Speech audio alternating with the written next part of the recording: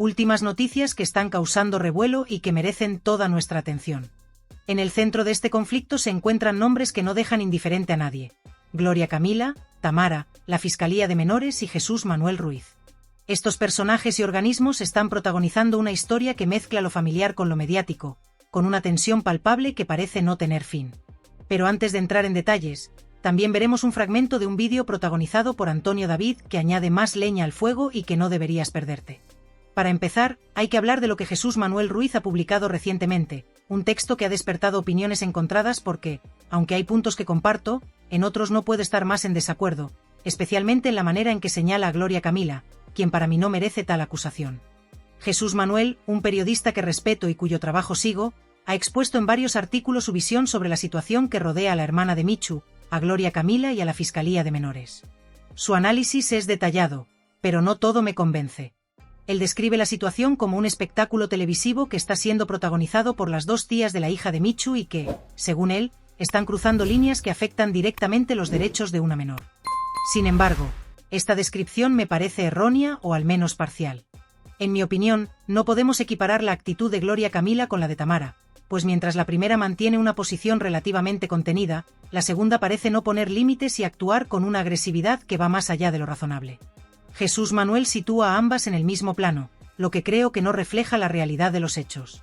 Tamara, que es hermana tanto de Michu como de Gloria Camila, y a la vez hermana de José Fernando, es un personaje recurrente en los programas del Corazón, aunque muchas veces esos espacios se alejan del afecto para adentrarse en la polémica más cruda. Sus últimas apariciones han sido especialmente controversiales, llegando incluso a proferir insultos y declaraciones que no tienen justificación, como aquella vez en que acusó a Gloria Camila de traer cucarachas desde que pisó España, un comentario que no solo es ofensivo sino que podría considerarse claramente racista.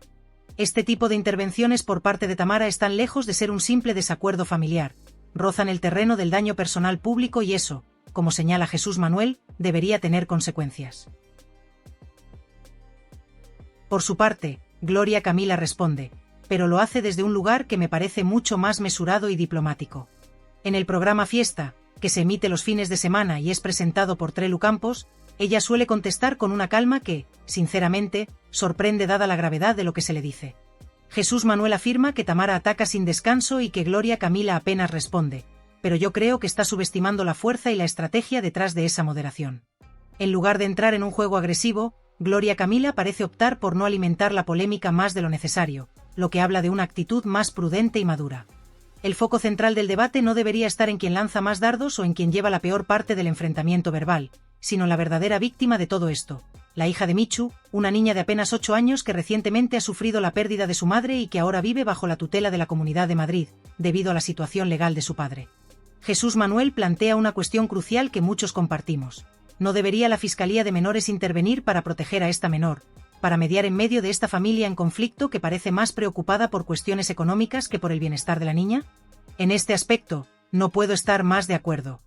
La intervención de las autoridades debería ser prioritaria para evitar que los intereses personales afecten a quien menos culpa tiene en todo esto. Jesús Manuel cita un antecedente que nos sirve para entender la gravedad del asunto. Recuerda el caso de Belén Esteban y su hija Andrea en 2009, cuando la Fiscalía de Menores actuó tras la solicitud del defensor del menor de la Comunidad de Madrid.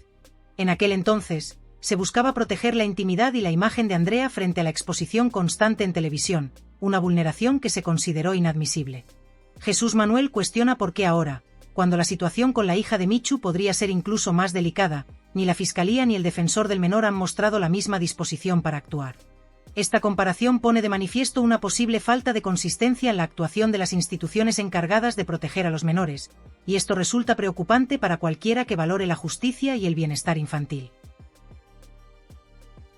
El periodista ha señalado con claridad que, en aquella época, la intervención de la Fiscalía de Menores tenía un fundamento mucho más sólido y una motivación más directa y contundente que la que observamos en la actualidad.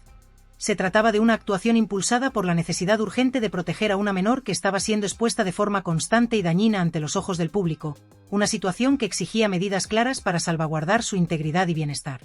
Esta intervención no fue fruto de la presión mediática ni del interés momentáneo, sino que se basó en la imperiosa obligación de preservar los derechos fundamentales de la niña, que estaban siendo vulnerados de manera sistemática por la excesiva exposición en televisión y medios. Sin embargo, el panorama actual dista mucho de ser tan cristalino. Hoy en día parece existir una evidente doble vara de medir, un trato desigual que varía según quien esté involucrado en el conflicto y cuál sea su posición dentro del entramado familiar o mediático. Esta percepción de desigualdad, que cada vez gana más fuerza entre la opinión pública, no solo pone en entredicho la justicia y la imparcialidad de las instituciones, sino que también erosiona la confianza ciudadana en los organismos encargados de proteger a los menores, sembrando dudas sobre su capacidad y voluntad para actuar de manera justa y efectiva. La idea de que ciertos casos reciben un tratamiento preferencial o que algunas partes pueden evadir la responsabilidad mientras otras son señaladas con dureza genera un clima de desconfianza muy peligroso para la salud democrática y social del país. En este vacío de actuación y en esta aparente falta de contundencia institucional, se abre un espacio que es inevitablemente aprovechado por quienes buscan convertir los conflictos familiares en un espectáculo mediático rentable. El daño colateral que se causan estas disputas es incalculable, especialmente cuando las verdaderas víctimas son los niños, que quedan atrapados en medio de acusaciones, rencillas y luchas de poder que poco tienen que ver con su bienestar. La explotación mediática de estos conflictos se convierte en un negocio lucrativo para algunos, pero en una fuente de sufrimiento para quienes deberían estar protegidos. Es fundamental que las instituciones recuperen la autoridad moral y la capacidad de intervenir con imparcialidad y firmeza para que estos episodios no se repitan, y que la prioridad real sea siempre el interés superior del menor, sin importar las presiones externas o los intereses particulares de los involucrados. Desde mi punto de vista, aunque es innegable que Tamara ha mostrado una actitud agresiva, desagradable y en ocasiones hiriente hacia Gloria Camila, la comparación directa con el caso de la hija de Belén Esteban me parece errónea y simplista. Los contextos son radicalmente diferentes y las circunstancias que rodean a cada menor poseen matices que deben ser analizados con detenimiento. La exposición mediática y la vulnerabilidad de los niños no pueden ser evaluadas con un mismo patrón cuando las familias, los entornos y las dinámicas personales son distintas. Cada situación es única y requiere una mirada sensible y profunda para entender las implicaciones reales en la vida de los menores afectados. Por eso considero que establecer paralelismos sin matices o sin un análisis riguroso puede llevar a conclusiones apresuradas y poco justas que no contribuyen a resolver el conflicto ni a proteger a quienes más lo necesitan. La complejidad de estos casos exige prudencia y un enfoque que priorice el bienestar emocional y psicológico de los niños antes que la narrativa mediática que los rodea. Jesús Manuel Ruiz apunta que el resultado de aquella intervención en el caso de Belén Esteban fue positivo en términos generales, ya que Andrea, la hija de la conocida figura mediática, ha conseguido construir una vida profesional y personal alejada del foco de atención pública. Este ejemplo representa un modelo de protección efectiva, una prueba tangible de que, cuando se actúa con decisión y de manera correcta, es posible blindar a los menores de la vorágine mediática y ofrecerles la posibilidad de crecer y desarrollarse en un entorno saludable. Ahora, la atención se centra en lo que deparará el futuro a Rocío, la hija de Michu y José Fernando, quien está inmersa en una tormenta familiar y mediática que pone en riesgo su estabilidad y bienestar. La incertidumbre sobre su futuro es profunda, y ante esta realidad, es imprescindible que las autoridades y las partes implicadas asuman su responsabilidad para proteger a esta menor y garantizar que no se convierta en una víctima más de las disputas públicas y familiares que la rodean. El bienestar de Rocío debe ser prioritario, y su caso requiere una intervención clara y decidida que evite que se repitan los errores del pasado y que se proteja su derecho a una infancia tranquila y alejada de la exposición negativa. Para concluir, os dejo con un elemento fundamental para entender mejor este entramado. Uno de los directos recientes de Antonio David, en el que aborda con sinceridad y detalle el papel de Tamara en esta polémica que ha generado tanto revuelo y controversia. En su intervención, ofrece datos y opiniones que probablemente no habíais escuchado antes, proporcionando una visión alternativa que puede cambiar la percepción general sobre este conflicto familiar y mediático. Es un contenido que merece la pena ser visto con atención porque aporta matices y testimonios que enriquecen el análisis y pueden modificar la narrativa que hasta ahora se ha difundido en los medios y redes sociales. Si todo este análisis y la información compartida os han parecido interesantes y queréis seguir recibiendo contenidos de este tipo, os agradecería enormemente que apoyaseis el canal con un me gusta y que os suscribierais si todavía no formáis parte de esta comunidad. Este gesto, aunque pequeño y sencillo, tiene un impacto muy grande porque me permite continuar trabajando para ofreceros contenido de calidad y actualizado. De verdad, muchas gracias por estar ahí día a día, por vuestra confianza y por formar parte de este proyecto. Os envío un fuerte abrazo a todos y nos seguimos viendo en los próximos vídeos. Es realmente sorprendente y a la vez frustrante cómo en todo este entramado mediático nadie se detiene a cuestionar algo tan básico como la razón por la cual la hermana no ostenta la custodia de su hija.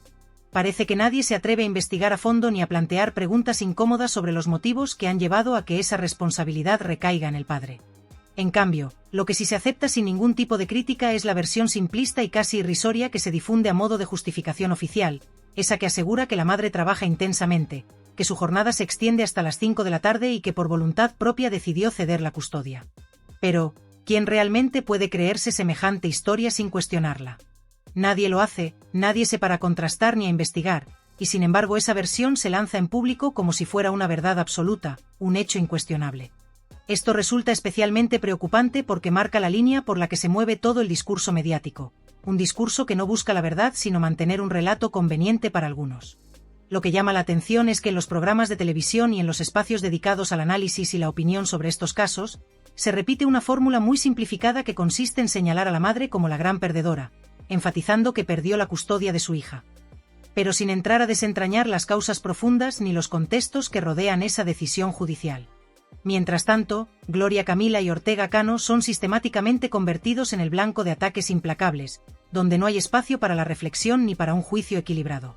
La estrategia es clara, se resalta y se repite una y otra vez que la custodia fue retirada, pero no se investiga ni se analiza qué llevó a ello.